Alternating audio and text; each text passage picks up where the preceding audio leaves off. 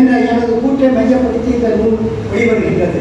பொதுவாக மனிதர்களுக்கு அறிவுரைகளையோ நல்லவற்றையோ சொல்வது என்பதை மிக கடினமான செய்தியாகவே நான் பார்க்கிறேன். அதிலும் இன்றைய சிறார்களுக்கான செய்தி என்னவென்றால் கடினத்திலும் கடினமே, போகிற போக்கில் சொல்லப்படும் செய்தியாக இருக்கக்கூடாது என்பதற்காக சில சூழல்களை கதையின் வடிவத்தில் மாற்றி மூன்று வரிகளில் திருக்குறள் மூன்று வரிகளில் கவிதை சிறு கதைகளாக அவர் சிறார்களுக்கு கொண்டு வந்திருக்கிறார். பெரிய பணி. இவர் கவிதை சிறுகதைகள் மனதில் அவருடைய கவிதைகள் எப்பொழுதும் மிக சிறப்பாக அமைந்திருக்கும். அவர் எழுதிய ஒரு 6 நூல்கள். முதல் நூலாக செம்புல பெயர் நீர் கவிதை தொகுப்பு. அடுத்த நூல் அம்மாவின் வாசம், அதுவும் கவிதை தொகுப்பு.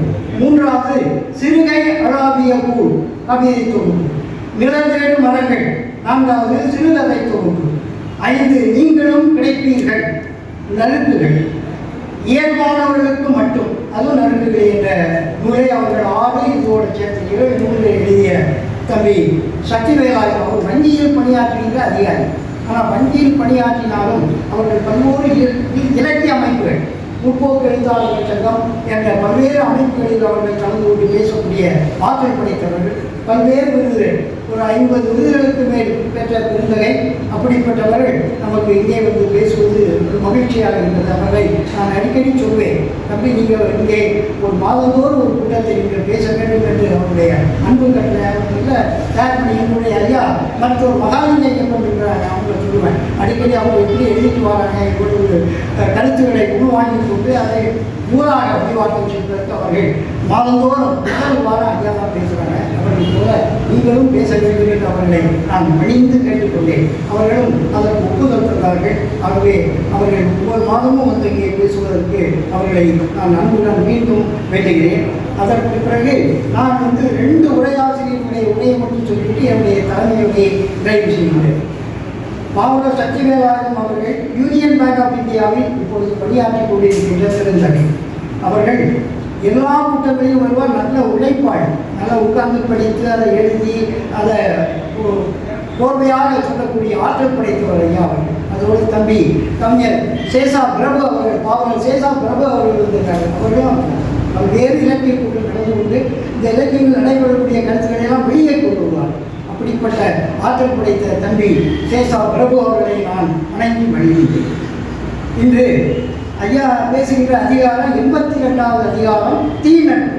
அதில் 812வது குறள் உரின் நட்டு அறின் ஒருவும் ஒப்பிலா என்மை பெரியும் இழப்பினும் என் என்று சொல்லுகின்ற போது பொருள் வசதி உள்ள போது நட்பு கொண்டு இல்லாத போது நீக்கும் அந்த தகுதியற்றவன் நட்பை பெற்றாலும் இழந்தாலும் பயனில்லை என்று ஐயா தமிழ் அறிஞர் ஐயா ஆகே ராமசாமி ஐயா அவர்கள் மிக சிறப்பான தன்னுடைய திருக்குறள் திரைமுறையும் பொன்மொழியும் என்ற நூலிலே கூறுகின்றார்கள்.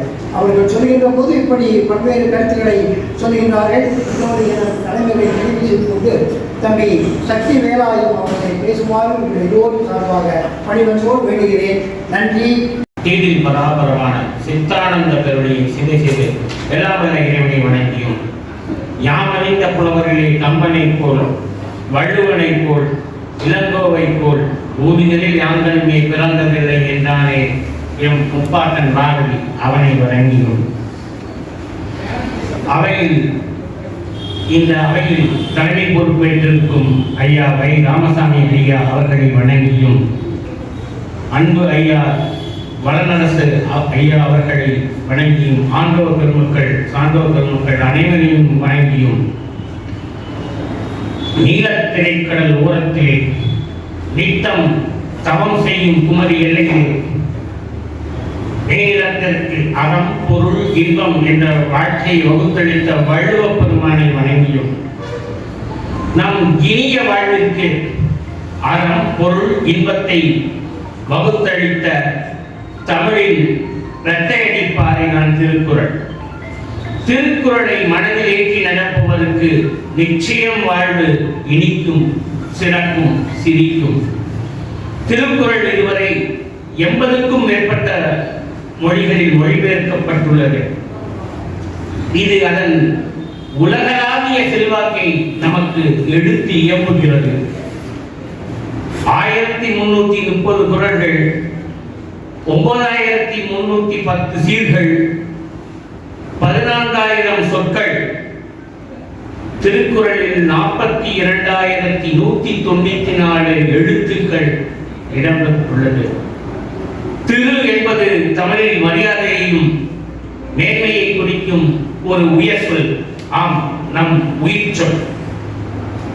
குறள் என்றால் குறுகிய, சுருக்கமான, சுருக்கப்பட்ட என்று பொருள்படுகிறது.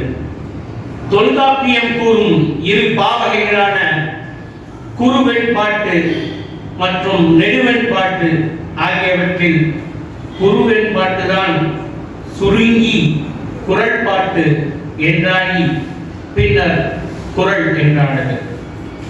திருக்குறளை இயற்றிய திருவள்ளுவருக்கு பொய்யில் புலவர், முதற்பாவலர், நாயனார், தேவர், நான்முகனார், மாதானுபங்கி, சென்னாப்போரார், பெருநாவலர் என்ற வேறு பெயர்களாலும் அழைக்கப்பட்டார். இயற்றப்பட்ட காலத்திலிருந்து குறளானது அற, சமூக, அரசியல், பொருளாதார, மத, தத்துவ மற்றும் ஆன்மீக துறைகளை சார்ந்த அறிஞர்களால், தலைவர்களால் பலரால் போற்றப்பட்டு இன்றளவும் சிறப்பாக போற்றப்படுகிறது. இவர்களில் Ilango Adigal, Kambar, Leo Tolstoy, Mahatma Gandhi, Albert Schweitzer, Ramalinga Adigal, VOC. அவர்கள், கார்ல் கிரவுல் அவர்கள், ஜி.யு. போப் அவர்கள், அலெக்சாண்டர் தியோடோஸ்கி மற்றும் யூ. ஹசி ஆகியோர் குறிப்பிடத்தக்க அறிஞர்களாகவும் தலைவர்களாகவும் பார்க்கப்படுகின்றனர். அறத்துப்பாலில் 38 அதிகாரங்களையும், பொருட்பாலில் 70 அதிகாரங்களையும், காமத்துப்பாலில் 25 அதிகாரங்களும் உள்ளடக்கியாக அமைந்துள்ள திருக்குறள் பற்றி கவிஞர் வைரமுத்து அவர்கள் தமிழ்நாட்டுப்படை நூலில் ஒரு செய்தி சொல்வார். 60 வயதில் நான் இன்றைய சமூகத்திற்கு எழுதி வைக்கப்படும் உயிர் யாதெனில், நான் மரணித்து இருக்கும் தருவாயில் என் 2 கைகளுக்கு நடுவே ஒரு புத்தகம், மனிதத்தை தாங்கும், அறத்தை போதிக்கும் புத்தகமான திருக்குறளை நான் கிடத்தப்பட்டிருக்கும் அவையில் என் கைகளுக்கு நடுவே வைக்க வேண்டும். இது எனது ஒப்புதல், மரண ஒப்புதல் வாக்கு மூலம் உயிராக வைத்துக் கொள்ளுங்கள் என்று தமிழ்நாட்டுப்படை நூலில் எழுதியிருப்பார். அவ்வளவு சிறப்பு மிக்க திருக்குறளில் இன்று நானும் உங்களோடு பெரினும் இழப்பினும் என் என்ற தலைப்பில் உரிநட்டு அறிஞரும் ஒப்பிலார் கேண்மை பெரினும் இழப்பினும் என், அந்த பெரினும் இழப்பினும் என் இதே மாதிரி இன்னொரு குறளை நான் பார்த்தேன். செவியிற் சுவையுறா வாயுணர்வின் மாக்கள் அவியினும் வாழினும் என். இறந்தாலும் இருந்தாலும் யாதொரு பயனும் இல்லை. இங்கே பெற்றாலும் இழந்தாலும் யாதொரு பயனும் இல்லை. ஒரு ஒப்பீட்டு குறளாக பார்க்கிறேன். பொருட்பாலில் தீநட்பு அதிகாரத்தில் 812வது குறளாக நமக்கு கிடைக்கப்பட்ட குறள் தான் அக்குறள்.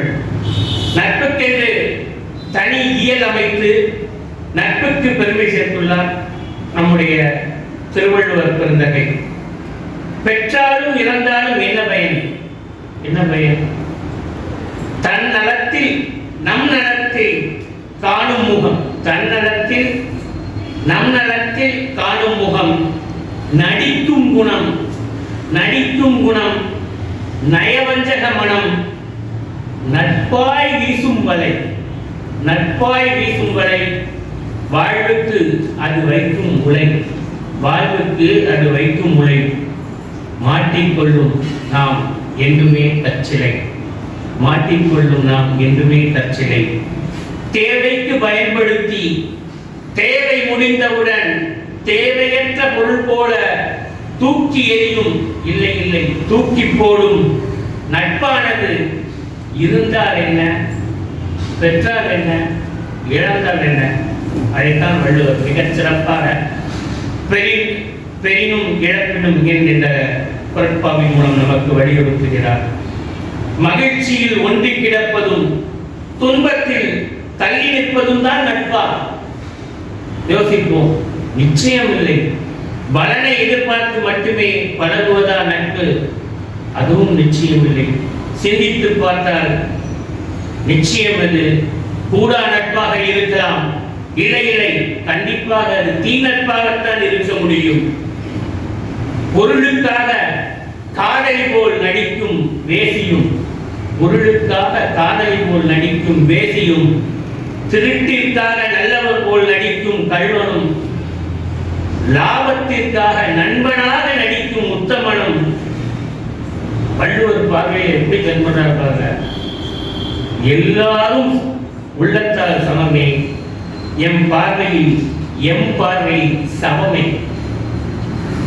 பொருளுக்காக காதலி போல் நடிக்கும் வேசியும், திருட்டிற்காக நல்லவர் போல் நடிக்கும் கல்வனும், லாபத்திற்காக நண்பனாக நடிக்கும் உத்தமனும் உள்ளத்தால் சமமே, எம் பார்வையில் அவர்கள் சமமே.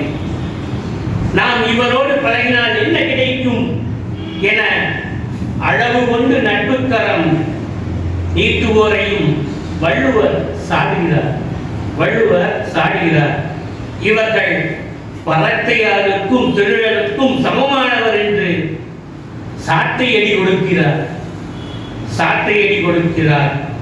உருவது சீர்தோக்கும் நட்பும் பெறுவது எழுவாரும் அல்பரும் நேர் அப்படின்னு குரட்பா மூலம் நமக்கு எளிதாக படம் பிடித்து காட்டுகிறார். யார? தீ நட்பை, தீயோருடைய நட்பை அழகாக படம் பிடித்து காட்டுகிறார். மண்புழு மாட்டுவர், தூண்டில் போடுவர். மாட்டிக்கொள்ளாதீர்கள் மீன்களே. இறை போடுவர், குயில்மொழி பேசுவர். அகப்பட்டுக் கொள்ளாதீர்கள் பறவைகளே. அன்பால் அசைப்பர். இயல்பாய் நகர்த்துவர். சிக்கிக் கொள்ளாதீர்கள் மனிதர்களே. நல்ல பண்பு இல்லாதவர்கள் அன்பு வெள்ளத்தில் நம்மை மூழ்கடிப்பது போல், அதான் முகமூடி அணிந்து கொண்டு நட்பு வரை வீசுபவர்கள் தீ நட்பு உண்டோர். மூழ்கடிப்பது போல் தோன்றினாலும் அவர்களது நட்பை மேலும் வளர்த்துக் கொள்ளாமல் செல்வதே நமக்கு நல்லது. அதைத்தான் வள்ளுவர் சொல்கிறார். பருகுவார் போலினும் பண்பிலார் கேண்மை பெருகிட அப்படிங்கிற பொருட்பா மூலம் தீ நட்பை நாம் என்ன செய்ய வேண்டும் என்பதை தெளிவா சொல்றாரு. அதை விட்டு எங்க போகணும் அப்படிங்கிறது சொல்றாரு. தள்ளி நிற்கணும் அப்படிங்கிற ரொம்ப எளிய பொருட்பா மூலமா நமக்கு விளக்குகிறார். முக்கியமான கட்டத்தில் மூச்சு முட்ட ஓடி பதுங்கும் நட்பை விட்டு விலகி, முக்கியமான கட்டத்தில் மூச்சு முட்ட ஓடி பதுங்கும் நட்பை விட்டு விலகி, இக்கட்டான அக்கட்டத்தை தனித்து சந்தித்து நின்றனே. முக்கியமான கட்டத்தில் முட்டு ஓடுறதை விட்டுட்டு தனித்து நின்று கூட நம்ம அந்த இக்கட்டான கட்டத்தை கூட சந்தித்துக் கொள்ளலாம் என்கிறார் வள்ளுவர். இக்கட்டான அக்கட்டத்தை தனித்து சந்தித்து சிந்தித்து நிற்றனே நிம்மதியோடு சிறக்கும் வாழ்க்கை. போர்க்களத்திலே கீழ்தள்ளி ஒரு குதிரை மேல போயிட்டு இருக்கோம். போர்க்களத்திலே கீழ்தள்ளி தப்பித்தோடும் அந்த குதிரை போன்றோரின் நட்பை விட்டு விலகி தனித்து நிற்றல் மிகச் சிறப்பு என்கிறார் வள்ளுவர். அமரகத்து ஆற்றலுக்கும் கல்லாமா அண்ணல் தமரின் தனிமை தலை என்ற குரட்பா மூலம் நமக்கு அறம் போதிக்கிறார். அற்ப எண்ணங்களோடும் சொற்ப மனசோடும் போலி நட்பனும் சூறாவளி சுழலில், அற்ப எண்ணங்களோடும் சொற்ப மனசோடும் போலி நட்பனும் சூறாவளி சுழலில் சிக்கும் போது வீழ்ந்து புதைந்திடுவோம். நாம் வீழ்ந்து புதைந்திடுவோம். அற்பத்தை தொடுவதை காட்டிலும் தள்ளி வாழ்வதே அல்லவா நலம். அற்பத்தை தொடுவதை காட்டிலும் தள்ளி வாழ்வதல்லவா நலம். தள்ளி வாழ்வோம். யார? தீயோரின் நட்பை தான் வள்ளுவர் சொல்கிறார். பாதுகாப்பாக அமையாத தீய தன்மை கொண்டது என்பதனால் அவர்களுடன் தீநட்பு கொண்டோருடன் நட்பு ஏற்படுத்துவதை விட ஏற்படுத்தாமல் இருப்பதே நலம் என போதிக்கிறார். சேரே மஞ்சாரா சிறியவர் பொங்கென்மை எய்தலின் எய்தாமை நன்று என்ற குரட்பாவின் மூலம் அழகாய் நமக்கு தீநட்பை அடையாளம் காட்டுகிறார் வள்ளுவர். பல அறிவிலாரோடு பேசி சிரித்து நட்பு கொள்ளுதல் என்பது நம்மை நாமே கொல்லுதலுக்கு சமம். அந்த நட்பை கொள்ளுதல், நட்பை நம்மை நாமே கொல்லுதலுக்கு சமம். ஒரே ஒரு அறிவாளியோடு கோப முகத்தில் பகை கொள்ளுதல் என்பது அந்த அறிவிலாரோடு இருப்பதை விட சிறந்தது என்கிறார் வள்ளுவர். 1000 அறிவிலாரோடு பேசி சிரித்து போலி நட்பு கொண்டு தீயோர் நட்பை கொண்டு இருப்பதை விட ஒரே ஒரு அறிவாளியோடு பகை கூட நீ கொண்டுக்கலாம் அப்படிங்கிற வள்ளுவர் சொல்கிறார். பேரை பெருங்கிழி நட்பின் அறிவுடையார் ஏனின்மை கோடி உறும் என்கிறார் வள்ளுவர். முகத்தில் போலி சிரிப்பு உள்ளொன்று வெளியொன்று, தன்னலம் மட்டுமே விருப்பு. முகத்தில் போலி சிரிப்பு, உள்ளொன்று வெளியொன்று, தன்னலம் மட்டுமே விருப்பு, பொதுநலம் காண மறுப்பு, உயிரற்ற நட்பு, உணர்வற்ற நட்பு. இந்நட்பை பெறுவதை காட்டிலும் பகைவரின் துன்பத்தை கூட நாம் பெற்றிடலாம் என்கிறார் வள்ளுவர். நகை வகையராகி நட்பின் பகைவரால் 10 அடுத்த கோடி உறும். நான் இந்த கூட்டம் முடிஞ்ச ஐயாட்ட கூட கேட்கலான்னு இருக்கிறேன். இதற்கு முந்தைய குரட்பாவையும் கோடி உருன்னு முடிச்சிருப்பாங்க. இந்த குரட்பாவையும் வள்ளுவர் ஐயா கோடி உருன்னு முடிச்சிருக்காங்க. இந்த ரெண்டுக்கும் உள்ள வித்தியாசம் என்ன, அதை கொஞ்சம் சொல்லுங்கன்னு ஐயா வேண்டுகோள் விடுத்துக்கிறேன். முகத்தால் சிரித்து பேசி அகத்தால் வஞ்சனை செய்து தாம் வாழ பிறர் கெட்டிடவே பிணியாய் நம்முடன் சேரும் நட்பை முதற்பணியாய் நாம் அஞ்சி விலகிடவே இல்லை விளக்கிடவே நம் வாழ்வு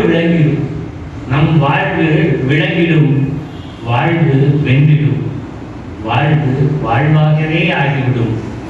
முகத்தால் சிரித்து பேசி அகத்தால் வஞ்சனை கொண்டு தாம்பால பிறர் கெட்டிடவே பிணியாய் நம்முடன் சேரும் நட்பை முதல் பணியாய் நாம் அஞ்சி விலகிடவே இல்லை விளக்கிடவே நம் வாழ்வு விளங்கிடும், வாழ்வு வென்றிடும், வாழ்வு வாழ்வாகவே ஆகிடும்.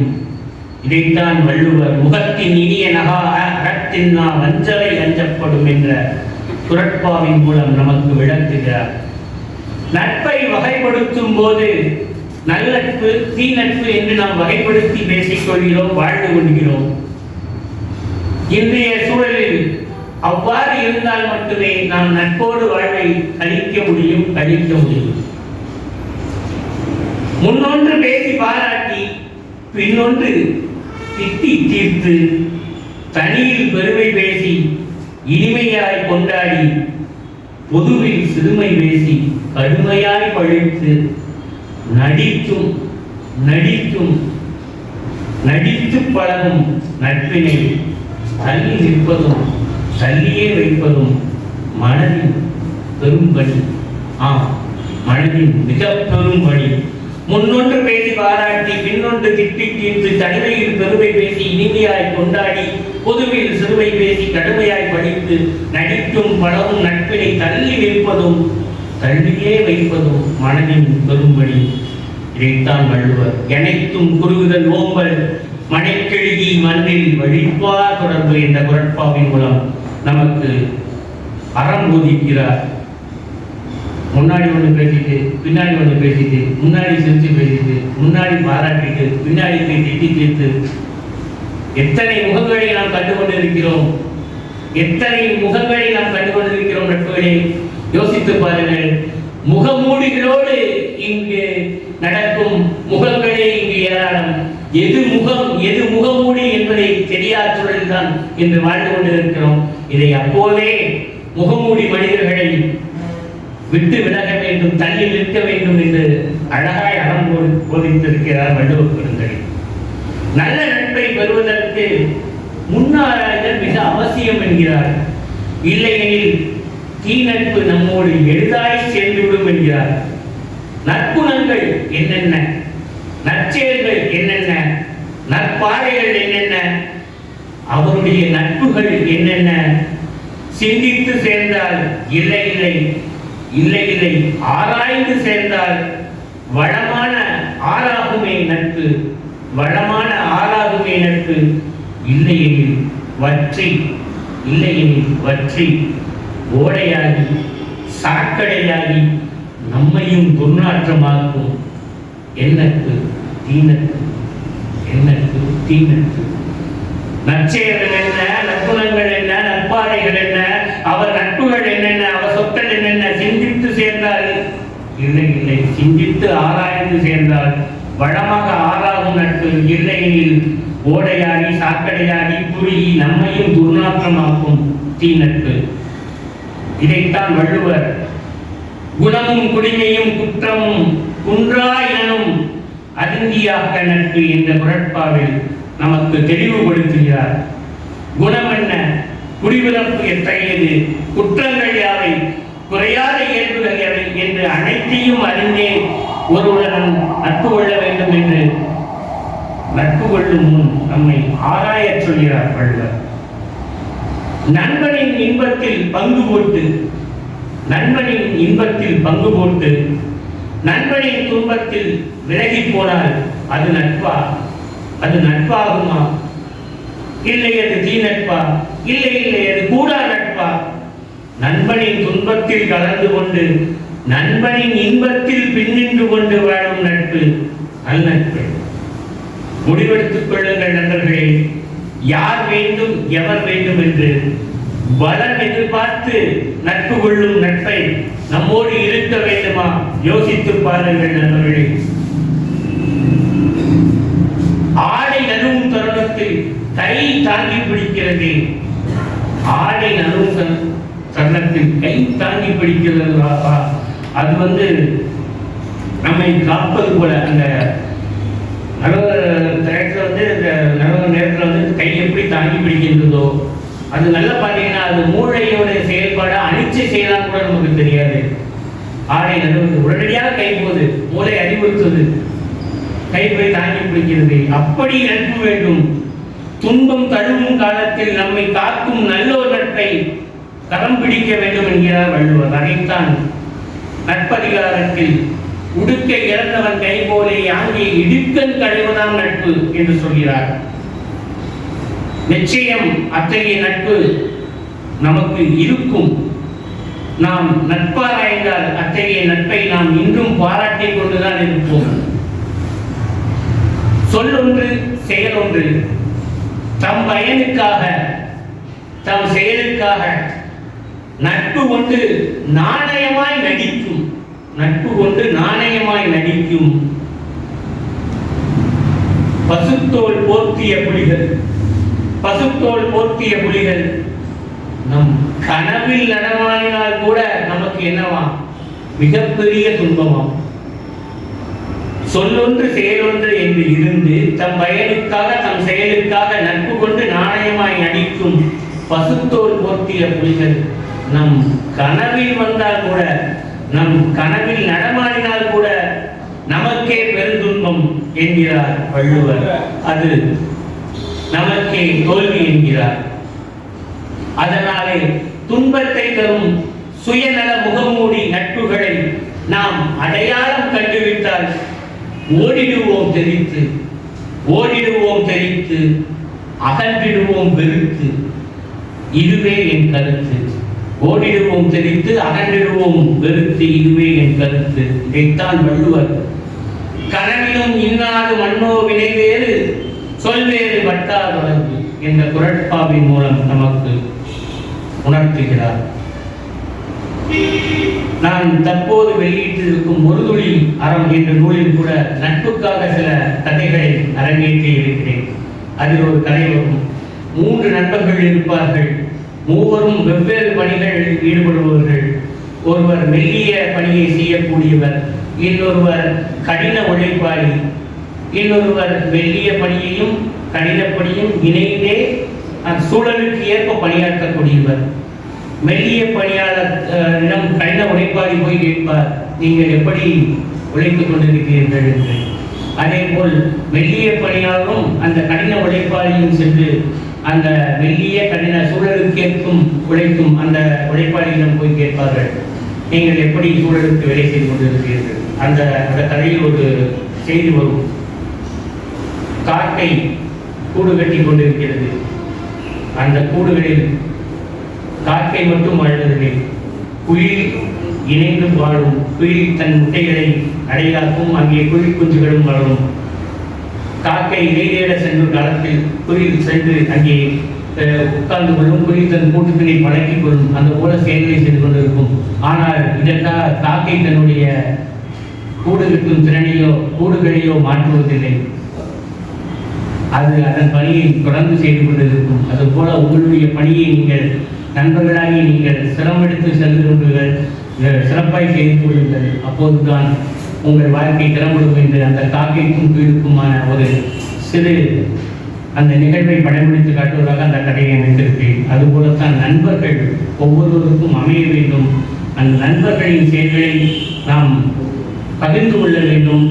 நல்ல நட்பாய் நாம் ஆராய்ந்து கொள்ள வேண்டும். நம் வாழ்வோடு அதை பொருத்தி பார்த்துக் கொள்ள வேண்டும் என்ற செய்தியை சொல்லிக்கொண்டு, நீண்ட நாட்கள் காணாத நண்பனை கண்டதும் கட்டி தழுவி நலம் விசாரிக்கும் உள்ளங்களை உதிர்த்து விட்டதோ இந்த பூமி. நீண்ட நாட்கள் காணாத நண்பனை கண்டதும் கட்டி தழுவி நலம் விசாரிக்கும் உள்ளங்களை உதிர்த்து விட்டதோ இந்த பூமி. இல்லை, உதிர்ந்து விட்டதோ இந்த மனங்கள். தோட்டத்தை கொடுத்து இன்னும் கொஞ்சம் முயன்று பார், இன்னும் கொஞ்சம் முயன்று பார், முன்னால் முடியும் என்ற நண்பர்களின் ஊக்கமொழிகளில் தேடுகிறது இன்றும் மனங்கள். தோளில் கை போட்டுக்கொண்டு வந்தா ஒரு கை பார்த்திடுவோம் என்ற தைரிய மொழிகளை உரைக்கும் தோழனின் கைகள் எங்கே? கோப்பெருஞ்சோழரும் பிசுராந்தையரும் வாழ்ந்த மண்ணில் மனதால் நட்பு பாராட்டும் நல்ல நண்பர்களின் மனங்களை தேடி தவிக்கிறது இந்த உலகம்.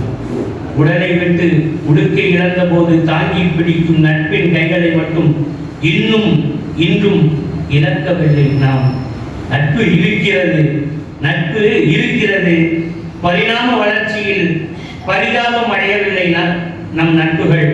அதன் பரிணாமம் மாறி இருக்கலாம். பரிணாம வளர்ச்சியில் பரிதாபம் அடையவில்லை நட்புகள், அதன் பரிணாமம் மாறி இருக்கலாம். குறுகிய மனங்களால் அவை கொஞ்சம் குறுகி இருக்கலாம். இந்த கனவு தேசத்தில் ஒவ்வொரு எட்டிலும் பலர் நண்பராய் நம்மை எட்டி பார்க்கலாம். அவர்கள் கைகுலுக்கவும் செய்யலாம், கட்டித்தழுவும் கொள்ளலாம். நட்படப்படுவது காலத்தில் பேசப்படும், காலத்தால் பேசப்படும், எக்காலத்திலும் பேசப்படும். நட்பு கண்ணாடியில் உங்கள் முகம் பாருங்கள், நட்பு கண்ணாடியில் உங்கள் முகம் பாருங்கள். நிறைய நண்பர்கள் முகம் தெரியலாம், நிறைய நண்பர்கள் முகம் தெரியலாம். கொஞ்சம் ஆராய்ந்து கொள்ளுங்கள், அது நட்பா தீ நட்பா கூடா நட்பா என்று. நட்பாராய்வோம், நல் நட்போடு இருப்போம், நலம்பெற வாழ்வோம்.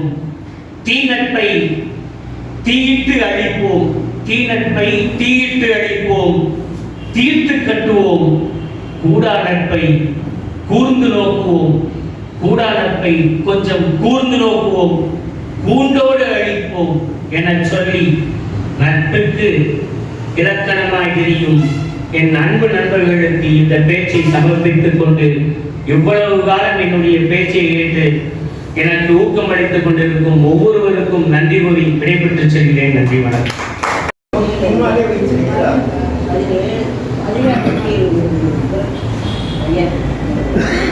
பேச்சாளருடைய கருத்திலே ஏற்புடையவை மாறானவை அவற்றை நீங்கள் சுட்டிக்காட்டலாம். அன்றைக்குரிய சக்தி வேலாயுதம் அவர்கள் அண்மையிலே தமிழ் புதுகதை குடித்திருக்கிறார். அவரை பாராட்டுகிறோம். அவர்கள் 6 நூல்களை வெளியிட்டிருக்கிறார். அதிலே ஒன்று ஒரு துளி அறம். அதில் வருகின்ற சில செய்திகளையும் நமக்கு நினைவுபடுத்தியிருக்கிறார். நட்பு என்பது அடிப்படை செய்தி. திருவள்ளுவர் அருளிய திருக்குறளில் மிகுதியாக பேசப்படுகின்ற செய்தி நட்பு. 173 இடங்களில் திருவள்ளுவர் நட்பை பற்றி சொல்கிறார். 5 அதிகாரங்களில் ஆழமாக சொல்கிறார். நட்பு, இது கூடா நட்பு, இது தீய நட்பு என்றெல்லாம் அதற்கு விளக்கங்கள் தருகிறார். திருக்குறளை நாம் தொடுகின்ற போதே ஒரு திருக்குறளோடு இன்னொரு திருக்குறள் வழிகாட்டுவதாக அமையும். நீங்கள் நினைத்து பார்த்தால் திருவள்ளுவருடைய திருக்குறளிலே அவர் தருகின்ற ஒரு செய்தி, தக்கார் தகவிலர் என்பது அவரவர் எச்சத்தால் காணப்படும். அதான் அடிப்படை. ஒருவர் தகுதி உடையவரா, ஒருவர் தகுதி இல்லாதவரா என்பதை நீங்கள் தெரிந்து கொள்வதற்கு அவருடைய செயல்முறையாலே பாருங்கள்.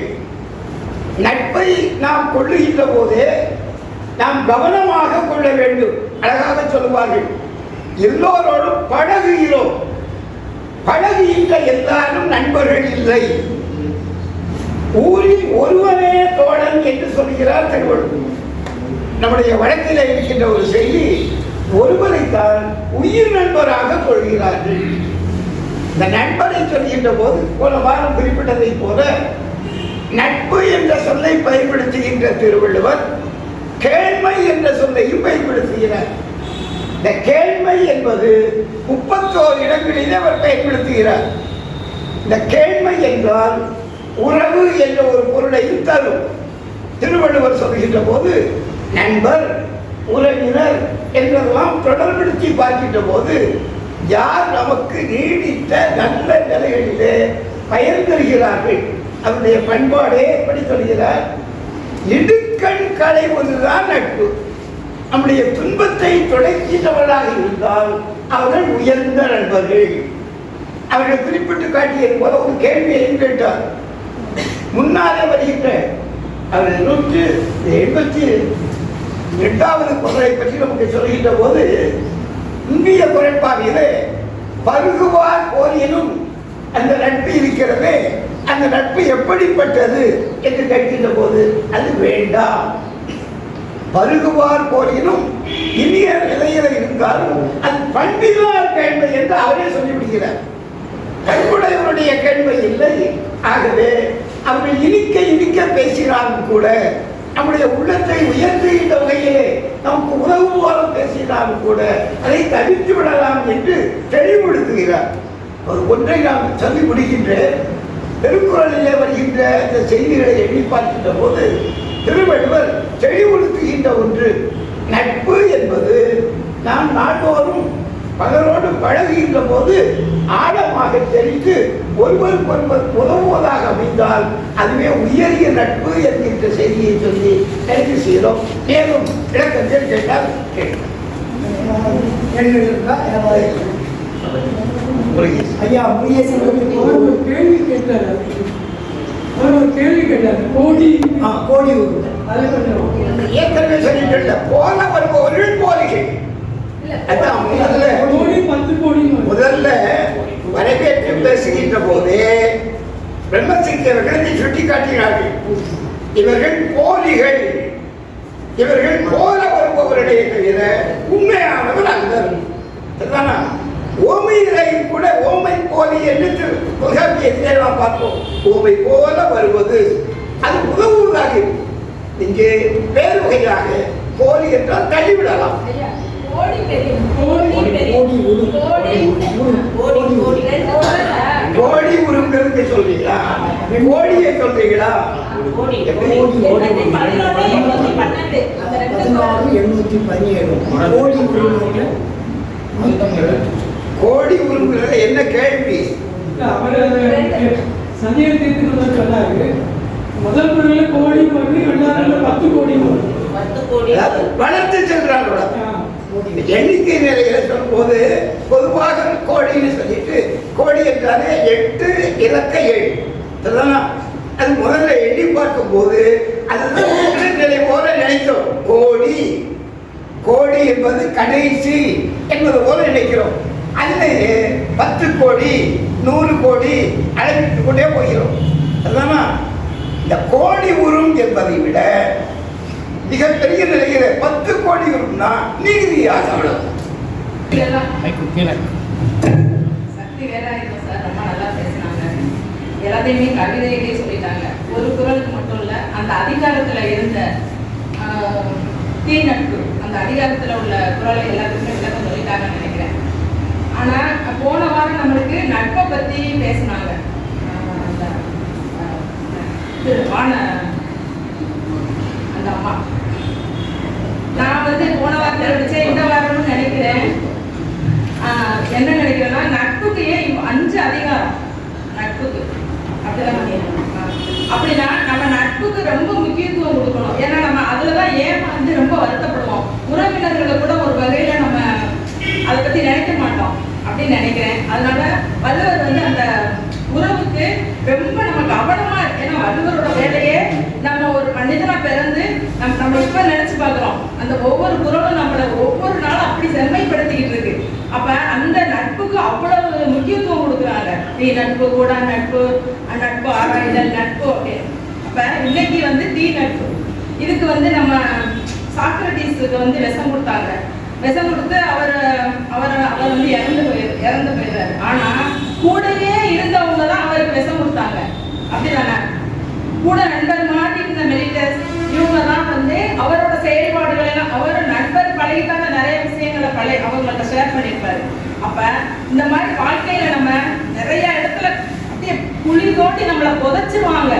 நண்பர்களுக்கு நம்ம ரொம்ப விஷயங்கள் எல்லாம் பகிர்ந்துக்கிறோம். அதனாலதான் வள்ளுவர் ரொம்ப முக்கியத்துவம் கொடுத்து அப்படியே அதை பயன்படுத்திருக்காங்க. இதையும் நம்மளும் மீண்டும் இப்ப எங்களை மாதிரி ஆளுங்களும் ரொம்ப அதை யோசிச்சு ஆராய்ந்து ஆரம்பத்திலேயே அப்ப தீ நட்புனா நம்ம விளைவிடணும் அப்படின்னு சொல்லிட்டு நினைக்கிறது என்னோட கருத்து. நபிகள் நாயகம் கூட ஒரு இடத்துல சொல்றாரு, மனிதன் தன்னுடைய நண்பனுடைய வழியில தான் நடக்கிறான். அதனால நண்பனை பார்த்து தேர்ந்தெடுக்கணும் அப்படின்னு. கூடா நட்பு கேடாய் முடியும். மற்ற விளக்கங்கள்லாம் இவங்களே சொல்லிட்டாங்க. நாலடியாரும் ஒரு இடத்துல சொல்லியிருக்காரு, நல்ல அதாவது கரும்பு நம்ம எப்படி முதல்ல இருந்து சாப்பிட்டா இனிப்பா இருக்கும், அதுதான் நல்ல நண்பர்களுடைய நட்பு. தீய நண்பர்களுடைய நட்பு எப்படி அடிக்கரும்புல இருந்து சாப்பிட்டா நல்லா இருக்காது, கடைசியில் இனிக்கிறது வேற விஷயம் அப்படின்னு சொல்லிட்டு சொல்லியிருக்காரு. நன்றி, வணக்கம்.